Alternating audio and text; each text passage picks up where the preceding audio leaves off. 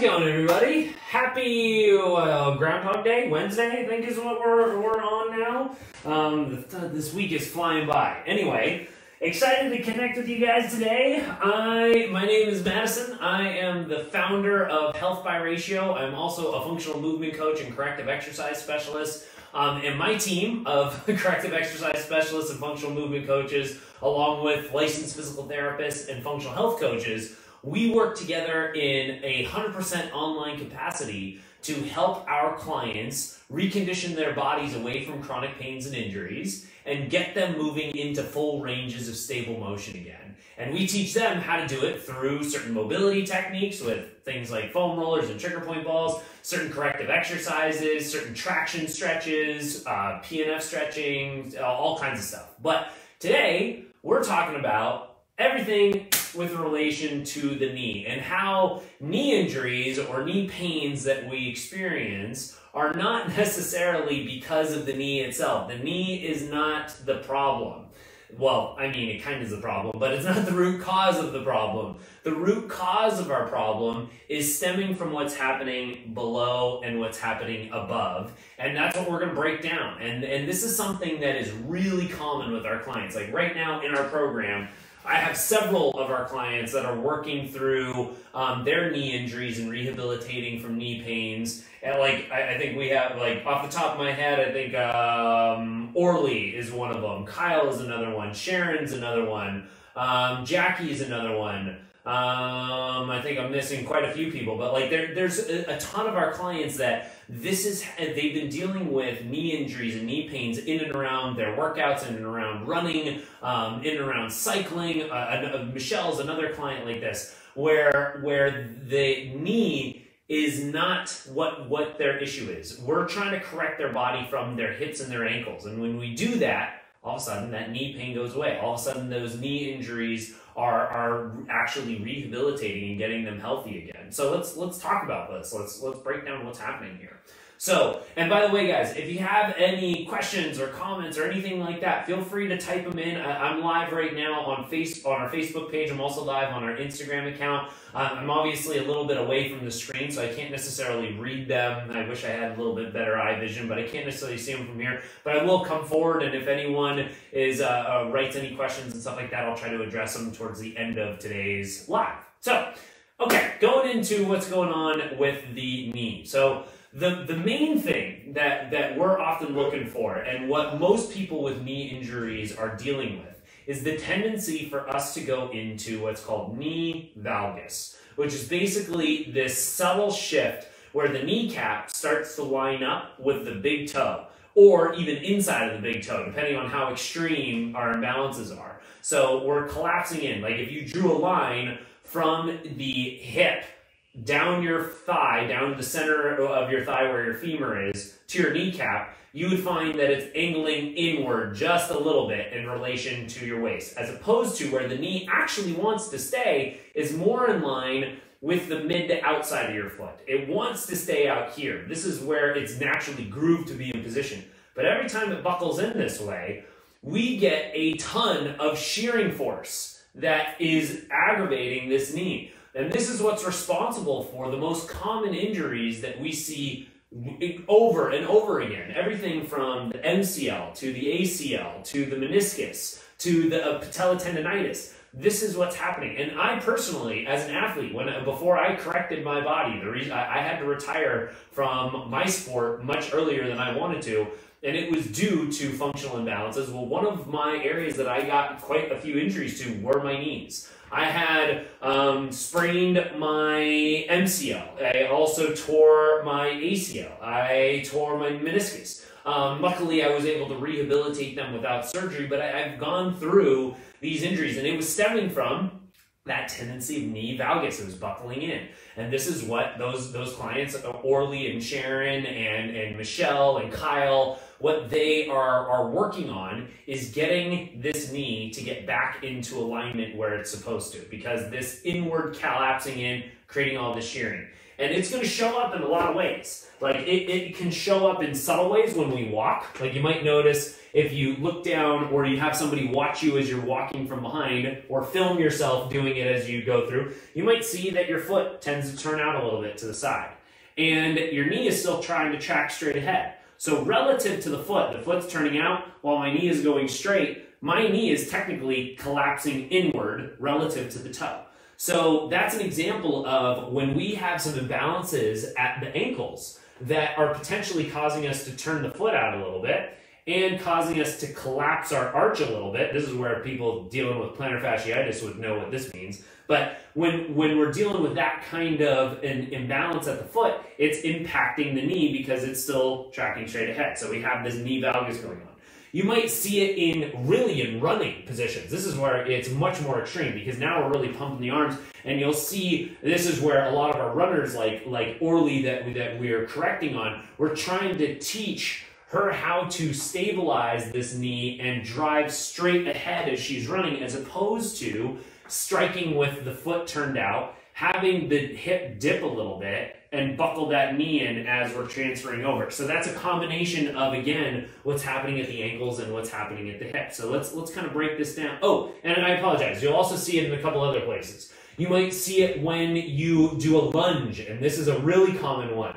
And for those of us worker-outers, this is important. For those of us that play sports, this is really important because lunging has to do with how we run. It also has to do how we stop and turn to change direction. So like, for instance, if I'm running full speed and I want to turn to my left, I'm going to have to plant my leg, kind of go into a lunge, and then transfer and change my direction. Well, in a lunge pattern, you're probably going to potentially see that knee track inward just a little bit. And you also might see it in your squatting pattern. So a really common thing we'll see is people squatting with, again, their feet turning out just a little bit and their knees staying narrow. And so relative to the feet, again, the feet are turned out, knees are going straight ahead. I'm getting into a little bit of valgus. Sometimes it's really subtle. Sometimes it might be subtle like this. Sometimes it's really extreme, or maybe it's more to one side than the other. But that is where you might see it. And that's obviously impacting us a million times a day when we sit down and stand up. But also for an athlete, when we're jumping and we're loading into our jump with the knees buckling in a little bit, or at the bare minimum, feet turning out and the knees staying narrow. And so again, still collapsing inward relative to the feet. And then we're landing like that. Well, we are creating a whole lot of that shearing. Okay, so why does this happen? At the feet and the ankles, the main cause for the foot to turn out and the knee to track straight ahead is often due to really, really tight calves, soleus, Achilles, and plantar fascia lines. So basically everything underneath and behind the backside of that ankle and foot gets really bound up and tight. And that's because, one, many of us are doing activities or sports that involve like hiking, walking, running, jumping, those kinds of things that all are us driving the feet down into the ground. So we're tightening up this area because we're always pushing down. We're not necessarily pulling the toes up the other direction very frequently. So that calf Achilles slash soleus slash underneath foot plantar fascia line gets really dominant and gets really tight. And so it's not able to get into dorsiflexion as easy. This is not as easy of a range of motion.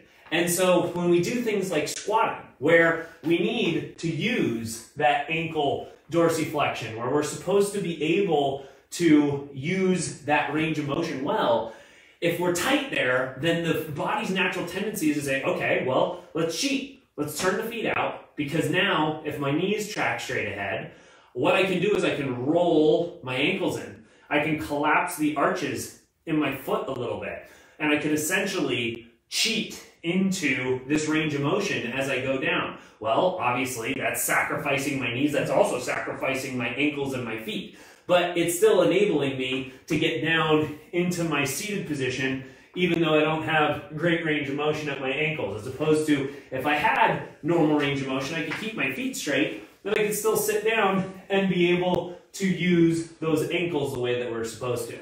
So that's reason one, is these ankles, and that's a really common imbalance, is that tightness on that posterior side that causes that foot to want, both or one of those feet to want to turn out.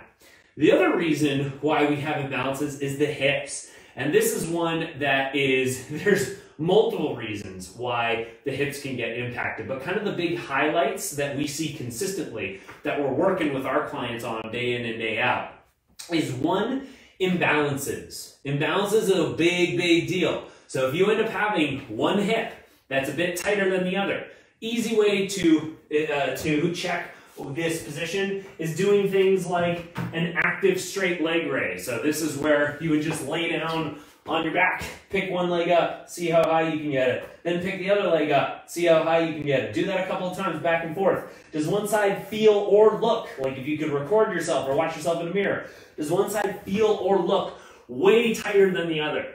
That's a glaring issue. Another simple one to get through is just cross-legged position. Grab a seat, cross one ankle up over the other.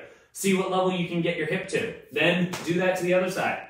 See what level you can get your hip to. Does one side feel much tighter than the other? Or even see it, like one side the knee is up here and the other side the knee is nice and low. So those differences in tightnesses will cause us to get asymmetrical. We'll do things like we'll squat with ourselves loading to one side, so we constantly put more pressure on that one knee as we're loading there. And we'll do that 100 times over and over again every time we sit down, stand up, bend down to pick things up, all that kind of stuff. We'll also see it translate to things like when we go into a staggered stance and we go to pick something up, if our hips are out of alignment, we'll tend to only favor one leg. So meaning every time I go to bend down to pick something up, I'll always put my right foot in front and always put all my load onto that knee, and I'll be going into it. So these imbalances from left to right cause us to put uneven pressure very constantly on the knees. So that's reason one. The second reason is often really over-dominant hip flexors, because the hip flexor, your psoas muscle, where this thing runs, it attaches from the high point of the inside of your thigh bone. So your femur, your big main bone, it's attached to the inside of that. And then this thing runs up to the hip, it runs through the whole torso, it connects to your entire lower back all the way up to your T-spine, even up to your diaphragm. So it's this hip flexor psoas muscle connects right here. But that first connection point in the inside of the thigh, when this thing is tight, which this thing gets tight pretty easily because most of us sit throughout the day, or at least sit a couple of hours throughout the day, so this is sit shortened and tightened. And then if we're running and we're playing sports and all that kind of stuff, or we're driving our knees, we're going to activate these hip flexors a lot and tighten them up. So then we have this thing pulling on its two connection points like any tight muscle does. Well, that first one where it's pulling to the inside of the thigh bone, that naturally causes our thigh bone to want to internally rotate because it's being pulled right there. So it wants to collapse in. So really tight dominant psoas hip flexor causes this knee to buckle in because of everything that's pulling it into that side. So that would be, I would say, the second reason, a common reason why we see that knee valgus tendency stemming from the hips. And then the other reason, the third reason why the hips, outside of asymmetries from left to right and hip flexors, I would say the third reason at the hips that often cause this knee to have an issue is lack of glute medius engagement. So the outside of your butt, this part of the butt doesn't fire very well. And you can see, one of the easier ways that you can see if that's a problem for you is stand in front of the mirror and try to get into a neutral position and bring one leg up right in front. And watch your pelvis and see if your pelvis dips at all as you come up. If it gets wobbly, are you shifting over toward that plant leg to try to compensate? Are you feeling out of balance there? Or are you able to pick that leg straight up, keep the hips level, and is it smooth? And then try that to the other side and do the same thing. Are you dipping down? Are you compensating? Well, that's going to be stemming from that glute medius. And often when you feel that imbalance, if you look at your kneecap, you'll see the kneecap's tendency to want to cave in a little bit. And same thing to the other, like if you have that imbalance on the other side, if you're dipping down, you'll see that knee starts to track to the inside of the big toe again. So that is stemming from lack of hip stability from this outside muscle. Now, that can be due to a couple of things. That could be due to lack of oblique strength, so we might not be using our core well enough to stabilize the hips. It could be the hip flexors are pulling so hard on the hips that the glutes don't even have the option to fire. That could be a root cause. Or it could literally just be these things are weak. They haven't been turned on in a while. They don't know how to fire right now. All of those things are allowing the knee to buckle in because it doesn't have the support from the outside to work through. So when we're working with our clients on corrective exercises, they, like Lynn, like Orly, like Michelle, you guys have heard us, Sharon, you guys have heard me say a million times over, screw your hip into the ground. So when they're working on a lunge, they're always trying to screw this hip into the ground. So they wake up that outside of the butt. And that's what keeps this knee more in line with the mid to outside of the foot as opposed to buckling in. So that cue is screw the hip into the ground.